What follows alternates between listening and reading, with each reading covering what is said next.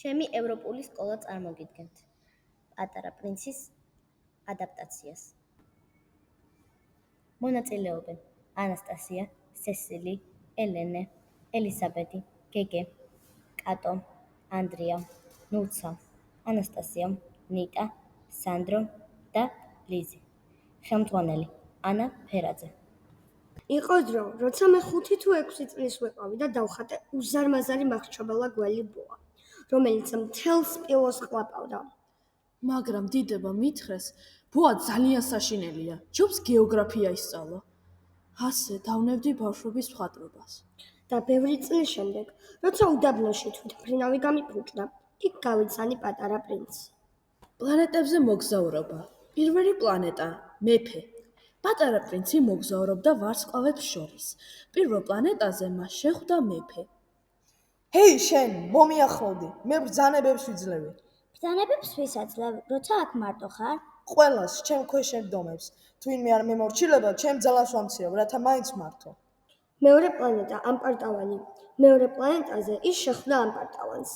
ქეფიცები, აქ მე ყველაზე ლამაზი ვარ. მითხარი, როგორი მშვენიერი ვარ. შენ ხო მარტო ხარ ამ პლანეტაზე? მაშინ ყველაზე მშვენიერი მაინც მე ვარ. მესამე პლანეტა, ლოთი. მესამე პლანეტაზე ცხოვრობდა ლოთი. რატომ სვა? იმიტომ რომ მცხენია. რისი? იმისი რუსვაო.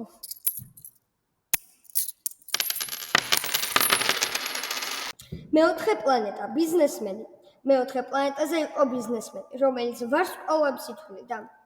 1, 2, 3 მილიონი ეს ვარსკვლავები ჩემი ქონებაა. და რაში გჭირდება?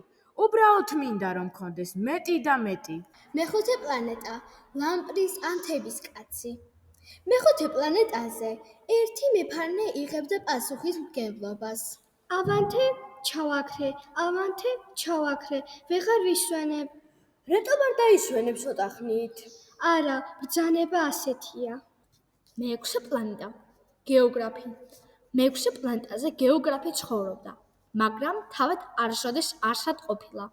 მე ვწერ მთებსა და ზღვებზე, მაგრამ დავდივარ? არა, ეგ საქმე კვლევრებისაა. და რის მონახულებას მირჩევთ? დედამიწის კარგი სახელი აქვს დაგდებული. გველი უდაბნოში. უდაბნოში პატარა პრინცი შეხვდა გველს. შეგიძლია დაბრუნდე ვარსკვლავებში. მე დაგეხმარებ.